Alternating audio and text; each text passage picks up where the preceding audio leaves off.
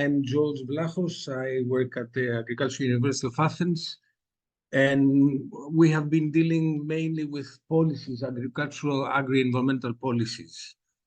So I would like to start by saying that carbon farming is not something new. It's a very old thing. It's a new idea, and I always like to make this joke.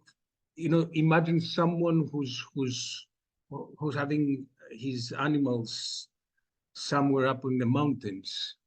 The pastures were for them, it was something, an asset that they could use for their production. So it was a factor of production, as we call it. Some years ago, we started saying that this is not only a factor of production, but is also an important landscape, an important ecosystem. And some years ago, again, fewer years ago, we started saying that this is a carbon sink. So this guy is still doing the same thing as he used to do all these years. But now, we acknowledge, we scientists, let's say, acknowledge that he is offering more than that. That would be very nice. The only problem is that now he's regulated by more agencies, which is quite a problem. And that, so it's not a new thing. It has always been something like that. I'll remind you. This is how it works, and this is how you see that. In fact, we have been always talking about cycles and circles, and this is how biodiversity is very important in order to have carbon farming. We get carbon farming if we have rich biodiversity. Some examples how it has been used all these years. First of all, we have to remember that fertilizers and nitrogen fertilizers cost a lot, and they are a very big, a very important source of pollution because it has a high energy cost. That means that we have twice the problem, because in order to produce fertilizers, synthetic fertilizers, we create a lot of greenhouse gases, and then by misusing them on the field, we create again problems. Look, one earthworm can absorb and produce more than 1 ton of soil per year. And all this cost that all this energy cost that we use for, we spend for fertilizers, produce only 1/5 of the nitrogen useful for the plants that is created by symbiotic and nitrogen fixing criteria bacteria. So it has been always part of agriculture, circular economy in that sense. Maybe in order to be a bit over, let's say, trying to be very supportive of agriculture, I could say that agriculture is created the idea of circular economy, to be honest. This is one thing. The second thing is that not environmental concerns within the common agricultural policy and all this thinking, again, this is not new. Although carbon farming has been mentioned only recently, it has been something that has been always there not always, but the last 30 years at least it has been there. Here you see some a very schematic way of representing that. You can see that the first 20 years, the CAP, the Common Agricultural Policy, dealt mainly with agriculture, was sectoral policy, and it dealt mainly with trying to stabilize incomes and sometimes increase in my country, in our country here, it increased quite a lot agricultural incomes. That was the time that, don't forget, because we tend to criticize a lot the CAP, don't forget that the 1962, it was only less than 2 decades from the end of the Second World War. So they were still at the 50s, 1950s, there were still rations in certain countries. So it's not, it wasn't a useless policy. It actually fed people, and then it also created incomes for farmers. But during the 90s, we started thinking that this is not, let's be honest, it was over successful. So we started thinking that we have to do something in order to reduce the problems that are created by intensive agriculture. And then already in the mid-90s, there was the first measures that were introduced in order to protect the environment within the Common Agricultural Policy. Nowadays, actually, environmental protection is the main justification for Common Agricultural Policy. It's not because it's not a social policy, it's it has to be deeply environmental policy. This is not very, as Yosif just mentioned, this is not very popular among farmers, because they think that this is our money and you're using it for another purpose. But the thing is that actually taxpayers are not willing to pay farmers anymore. They're willing to pay farmers only if they produce the environment, they protect the environment. This is the main justification now for their existence. So there has been quite a lot of efforts. The first ones that we can find about the protection of the idea of carbon farming and circular economy, it has been introduced mainly in 1995 with mainly with the use of biomass and biogas investments. This is what was subsidized. However, there have been quite a lot of reservations concerning the cultivation of biomass crops, which was, one can say, the first idea about carbon farming, produce energy. The problem with biomass crops, cultivating biomass crops, is, first of all, in order to be, let's say, competitive, it has to be they have to be cultivated at a large scale. That means you need monocultures, and monocultures are bad anyway. And when they're producing energy crops, they're even worse, because there's no hesitations in what you use in order to produce it. When we produce food, there's a problem. You don't want to have, let's say, pesticide residues in the food. When you produce energy, who cares? And the same holds.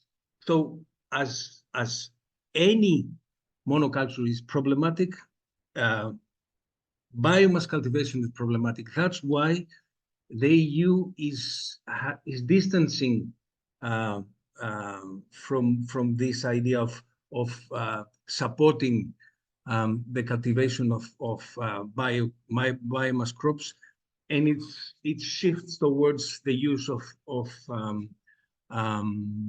residues, as we're going to see later. So this is what happened up to now.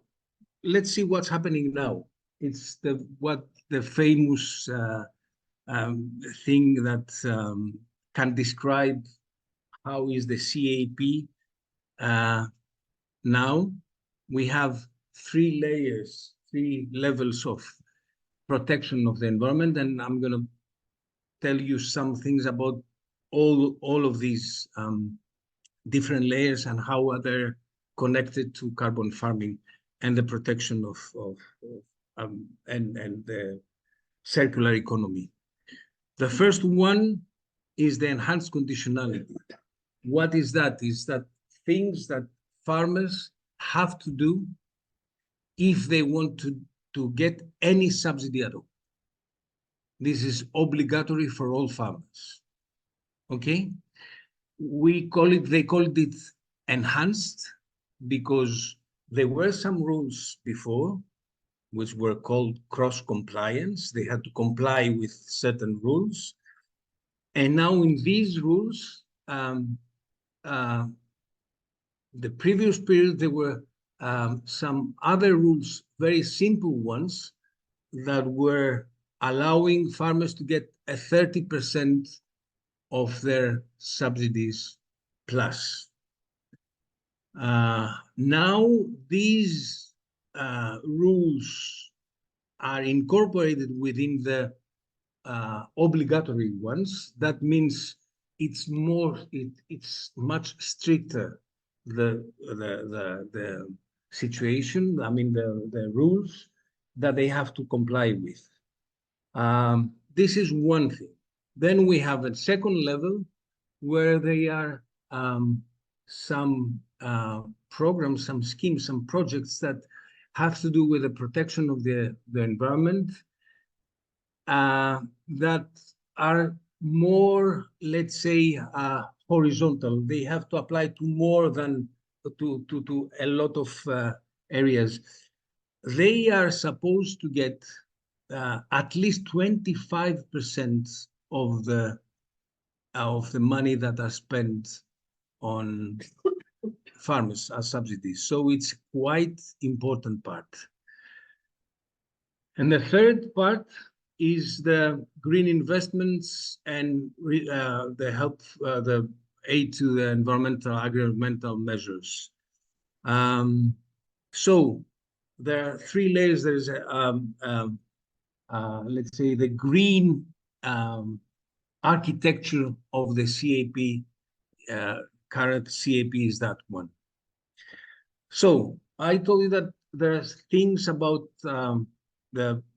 carbon related to carbon farming in all levels. The first one, as you can see, it has to do with the land use change. You see that in order for farmers to get any subsidy at all, they have first of all to maintain their permanent grassland. Why? Because we think, everybody knows now that, as I told you before, farmers discovered it, that it's a very effective carbon sink. So we want to have them. That's why it is not allowed for farmers to change their land to plow these pastures. The most that they can change about 5% in comparison to 2018. So this is one of the conditions that they have to comply with. The second one is, you saw that before in what Iosif showed, protection of wetlands and peatlands. This is another, why? Because they're carbon rich and we want to keep them like that. We don't want to destroy them. The third one is the ban of burning arable stubble, except when we have plant phytosanitary problems. This is also in order to maintain soil organic matter, and also in order to avoid the greenhouse gas emissions. So these are obligatory. These everybody has to do. And this is one of the problems that we face today with the farmers, let's say, demonstrations and the protests. To be honest, this is not something new again. They had to comply with all these years. And to be again more specific, these were legal obligations that they had to deal with. So it's not new. Apart from that, we go to these eco schemes. I'm going to tell you what we have done here in Greece. Probably we don't have enough information to see what's happening in other countries, but then you can get some of the ideas. How you can through the CAP you can support carbon farming. The first one, biodiversity conservation, cultivating land and improve soil quality. That means in annual and permanent crops to sow some plants or underneath the canopy, or when you have an annual crop in the lines. So that is in order to improve soil quality, but also it absorbs and it's a carbon sink. The second one is agroforestry. Now, this is the first time that agroforestry is introduced in Greece. There were some efforts. Why now? Why do we do that now? We do that now. Why? Because these specific types of subsidies are possible now. Why is that? Whatever the EU has to do with help subsidies, environmental subsidies in farming, they have to comply with World Trade Organization rules.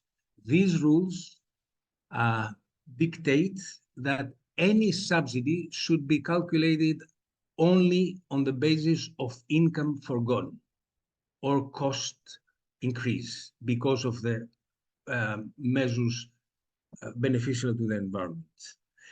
In that case, with agroforestry, maintaining the system, which is the case that we always wanted to do, especially in the southern part of Europe, the Mediterranean. We include Portugal in the Mediterranean areas anyway. There was no way to help give farmers in order to maintain, because they didn't change, they didn't lose. So actually what was happening is exactly what Iosif said. You have to degrade the land so much in order to get the subsidies. The people who are doing the good work and maintaining a very good situation, they couldn't get rewarded for that. You had to create a counterfactual, a baseline that would say that if they don't do that, they're going to change. If they're not supported, they're going to change to something else, which wasn't always very easy to get. So existing agroforestry systems, which, let's say in our case in Greece, Some calculations, we're talking about 2 million and more hectares. It's a huge area in Greece. They couldn't be supported.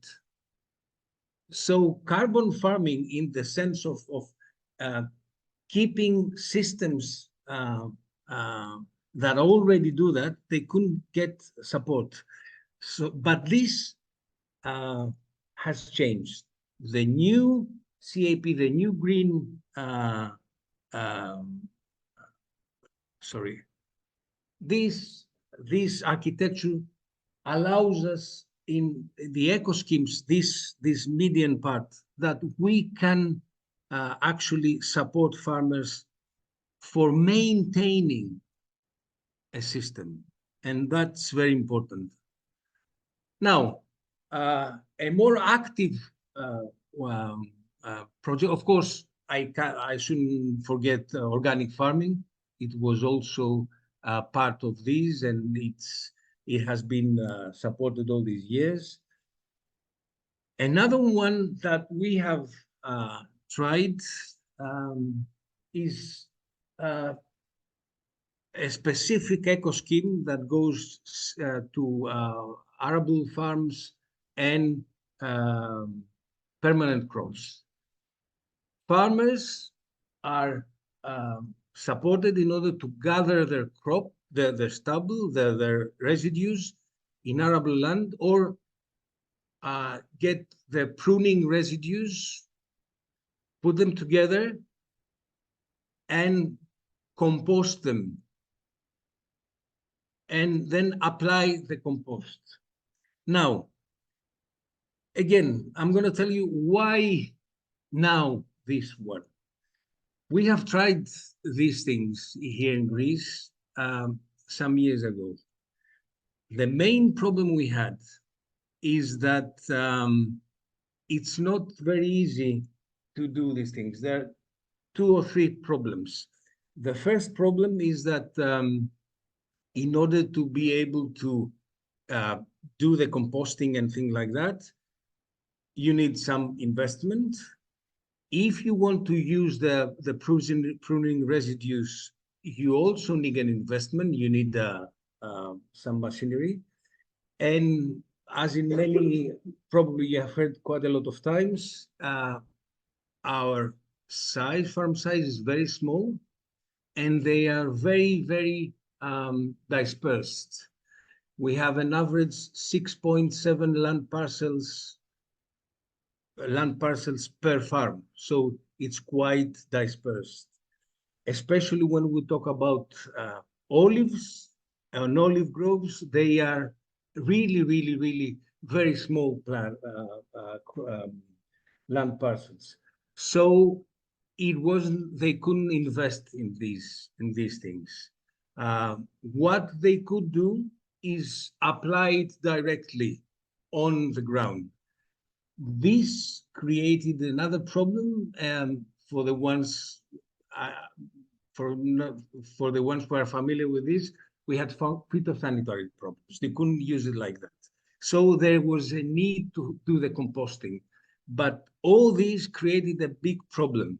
So in order for this project to go to have a more smooth application, there's an option that farmers don't have to do all these things. What they can do is have a contract with a company, with a private firm that would gather these and use it for the composting and give them the compost to apply. We just got the results from the first year of application, because this is the first year of application. Here you see the farms. As you can see, it was quite well accepted. 81,000 farms, that more than that, almost 82,000 farms adopted this. It's quite a big area, and it was quite successful in that sense. The first, let's say, dedicated to carbon farming, the first project that is dedicated to carbon farming seems to have a quite good start in Greece. The other things that we have, the other things where in Greece there is some money given is there are given money in order to invest on biogas and all these alternative form of energy to use and to produce also. They can either, producers can either get it through a collective application through producers groups, their action plans that producers groups have formed in order to get some EU subsidies, and then they can also get some individual investments, investment aid in order to use and produce and use use the residues for the production of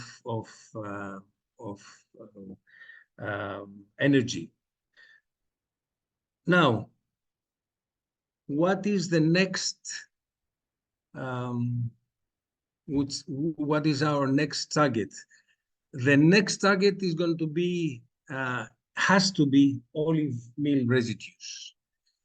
For the ones who are not very familiar, what is left after the olive oil extraction is quite a problem. And as always in agriculture,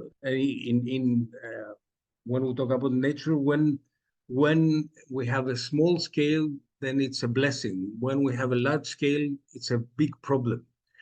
This happens also with olive meal residues. And why it has to be the next target? Because it's very, very useful for composting, and we can use the residues in order to produce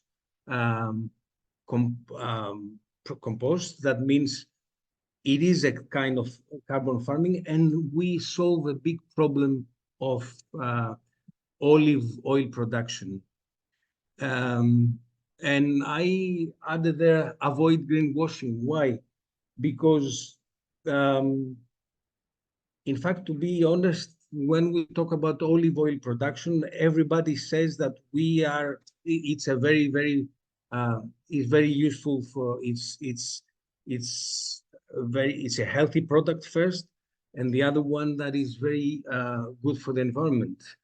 And there are a lot of ways, and we're trying to persuade people that this is a very, let's say, environmental friendly cultivation.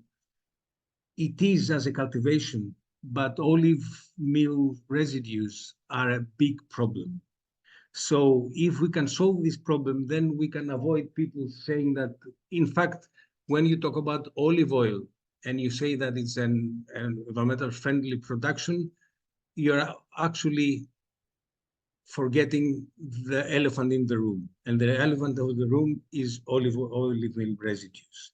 So if we can get this cracked, then we are going to have quite a big success. Now, why we think that it's very important to have support carbon farming? Look, this is, let's say, it's also a political statement, let's say, since we're talking about that, is that we all agree that there's a problem with there's a climate crisis. We all agree with that. And we all agree that we have to do something. You know, the difficult thing is that the last 10 years, there's a lot of pressure towards agriculture in order to reduce the emissions.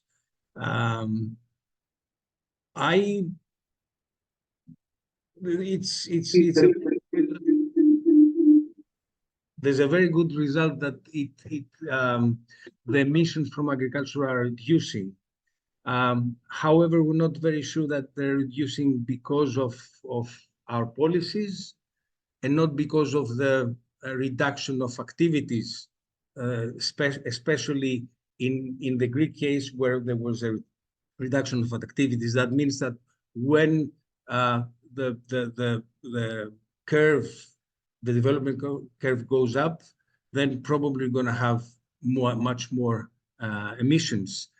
So the thing is that there's a big pressure towards agriculture. And unfortunately, the answer that is given by, let's say, the mainstream logic is the only thing that you have to do in order to avoid, to deal with climate crisis is the only thing you have to do is get an insurance company and insure yourself from the risks that are created. That means we're expecting drought, okay, get an insurance and go on like that. Keep your business as usual. And you don't have to do anything. The only thing that you have to do in order to deal with the crisis, the climate crisis, as a farmer, is get an insurance. You are going to be very well, let's say, protected by everything. And this is not the case because this is not going to solve the problem. So that's why we need initiatives like carbon farming and like your initiative, because this is a way to persuade farmers that they have to do something. They have to change their practices. And the ones that are already are doing something good, they can maintain these practices. They can be rewarded for that. And maybe this could be a solution in order to avoid this, what you said, Yosif, this thing that by selling these rights, when you have actually you want results for these rights, maybe it's not the best way to try to compensate farmers for that.